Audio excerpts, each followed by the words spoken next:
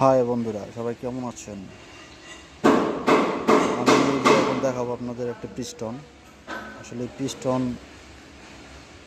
একটা গুরুত্বপূর্ণ জিনিস। ইঞ্জিনের একটা পিস্টনে অনেকগুলো পার্ট থাকে।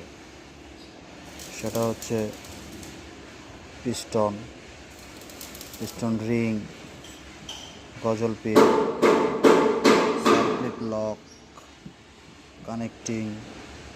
কানেক্টিং বুশ, কানেক্টিং চাপা, আরও আনুষঙ্গিক অনেক কিছু থাকে। এবং এই পিস্টনের 3টা রিং আছে। 3টা রিংয়ের 3টা নাম আছে: top ring, compressor ring, oil scraper ring.